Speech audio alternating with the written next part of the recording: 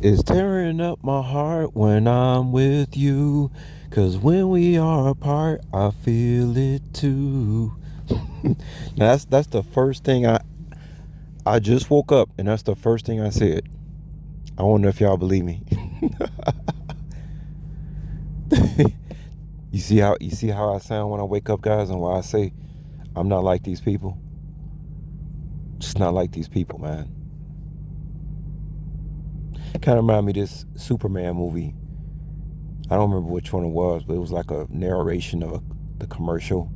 But it was like one of those newer Superman movies. They were talking about, I don't know, it was like his father talking to Superman, telling him that, reminding him that he's not like the people that he's trying to help, and that like the people try their best to be better. I don't know, something like that.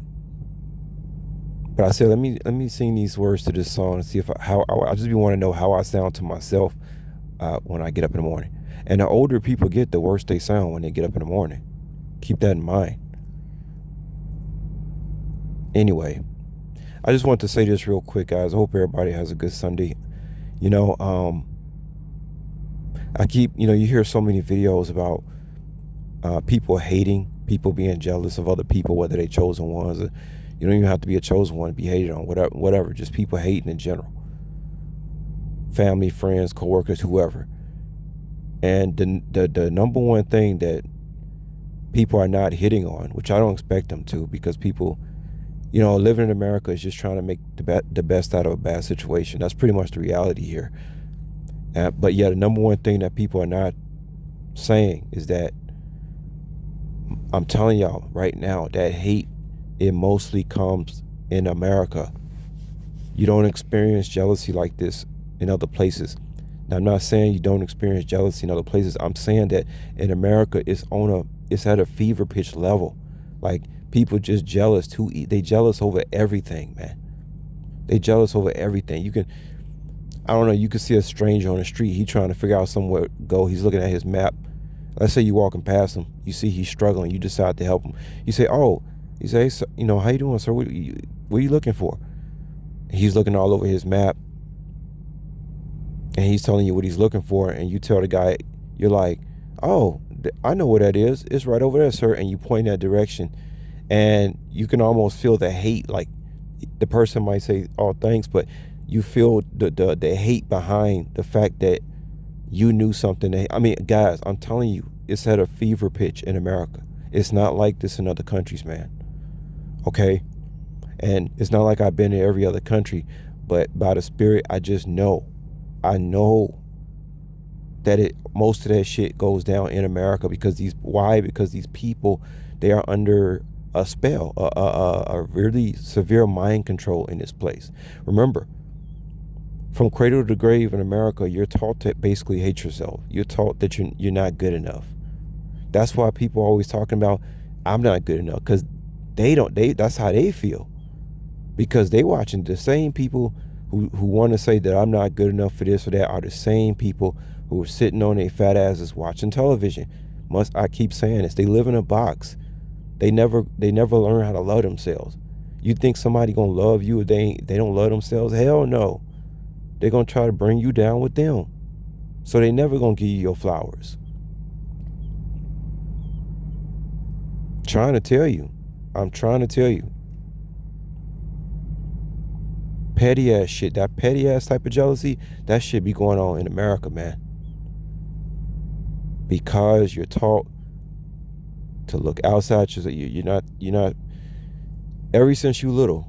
I mean, think about me, right? Like, from the age of 8, I started watching Chicago Bulls, Michael Jordan winning championships.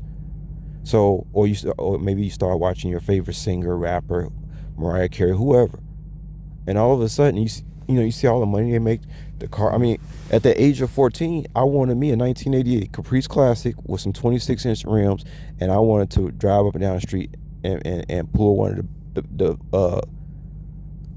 I don't know, a project chick or something. Fuck, I don't know. That's how I felt at 14 years old. I wanted a 1988 Caprice Classic with 26-inch rims, and I wanted to go holler at the hoes. Now, when I think back, I'm thinking to myself right now, I'm like, man, that's not what you're supposed to have been thinking about when you're 14. But because of the environment I was in, that's what I wanted. I thought that was the it factor. So most people in America watch a lot of television. Americans watch the most television. Americans eat the most meat. Americans do the most everything. They do too much. But you're taught at a young age from here in America that you are not good enough, that you have to be better. You have to make this type of money. You have to have this type of house. I once told y'all, I gave y'all a case scenario, whereas let's say somebody gets rich, right? Let's say they got $2 million in their savings account, right? Okay, so you go buy, I don't know, a $2 million house, right? You just think you're doing it. And one of your constituents invites you to a party, right? And remember, you just all that. You're just all in your feelings about your $2 million house and your $8 million in savings, right? So one of your constituents invites you to a party, and when you get there, one of your constituents introduce you to one of his colleagues that has $10 million in his savings account. No, that has $20 million in his savings account, and his house costs $4 million. Guess what? More than likely, that person who has $10 million in savings and has a $2 million house, he gonna feel some kind of way now. You see what I'm talking about, guys? It's shit like that, man, that goes on here in America. It's shit like that. It's never enough. You're never satisfied. That's why you have to ground yourself. You have to know who you are. There's nothing more important. I mean, what the fuck, man? Everybody, who gives a fuck about a house? Everybody got a house. Every time Dick and Harry and Jane and Jill and Karen got a house. And those people are looking at what other people got in their houses. It never ends. Just think about that, guys.